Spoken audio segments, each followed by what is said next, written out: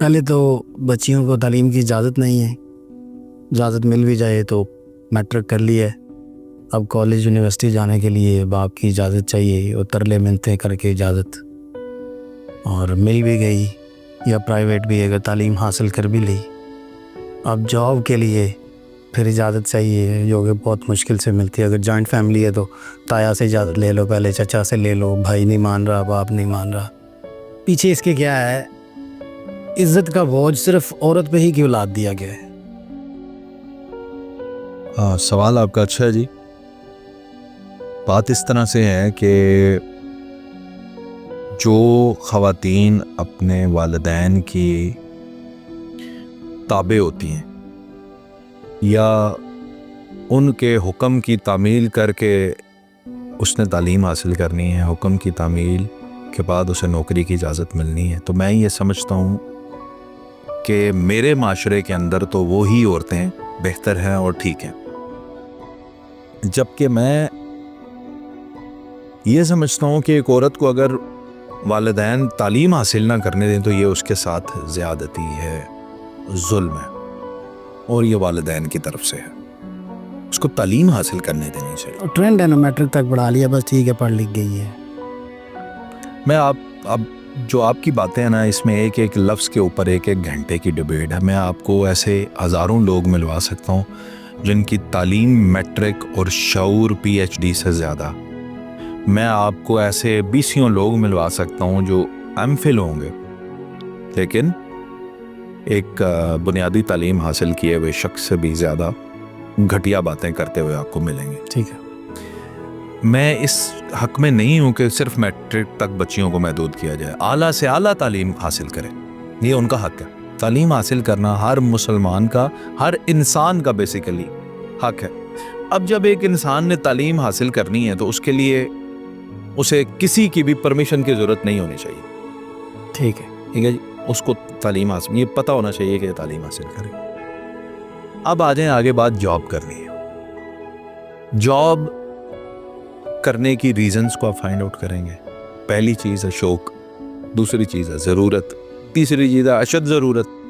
ٹھیک ہے، گھر میں تو والدین اجازت دیتے ہیں، آپ کا شوق ہے تو پھر والدین آپ دیکھیں ہر علاقے سے ویری کرے گا کہ آپ بچیوں کے لیے کیا لایا عمل اختیار کریں گے۔ لاہور میں بچیاں رہ رہی ہیں، ویری کرے گا۔ کاموکی میں رہ رہی ہیں، ویری کرے گا۔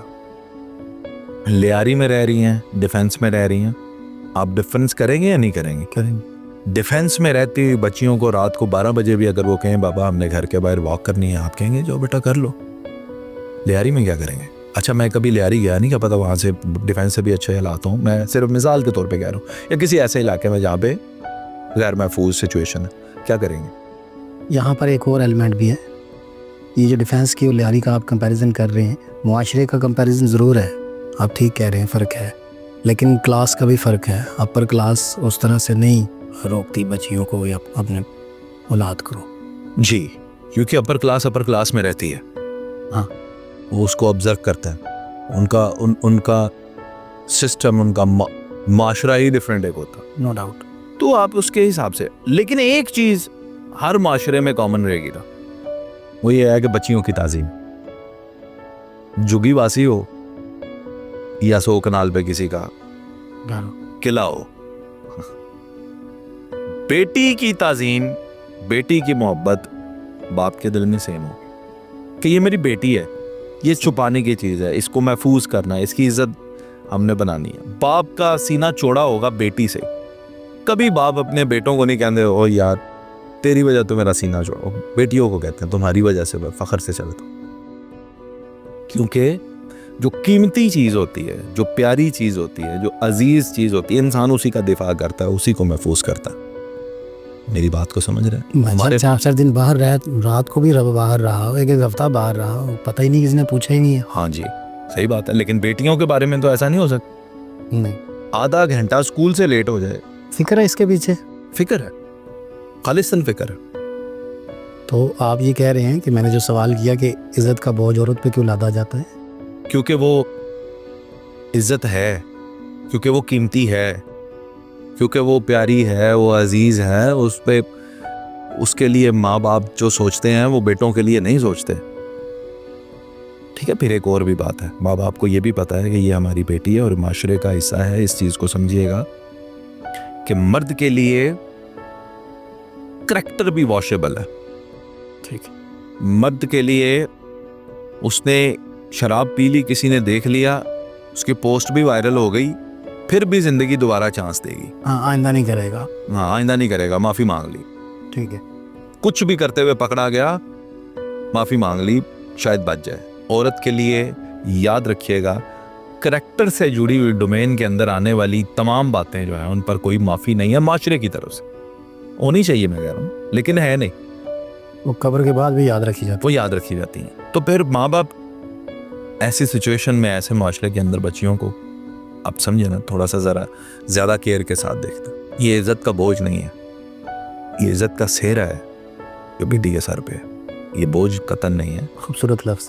یہ عزت کا سہرا ہے جو بیٹیوں کے سر پہ ہے, انہوں نے اٹھایا ہوا ہے. اور میں یہ سمجھتا ہوں کہ اس معاشرے کی بیٹی عظیم ہے. اگر اس کے دل پر عشق نے دستک دے بھی دی ہو اور وہ کسی ایسی کیفیت میں گرفتار ہو بھی جائے جہاں پہ وہ کسی ایک انسان کو اپنا کل سمجھ بیٹھے, اس کے بعد بھی وہ باپ کی تعظیم میں اور باپ کی عزت کی خاطر کمپرومائزز کرتی ہیں, اور اللہ پھر انہیں سب کچھ عطا کر دیتا ہے. ایسا ہی ہے.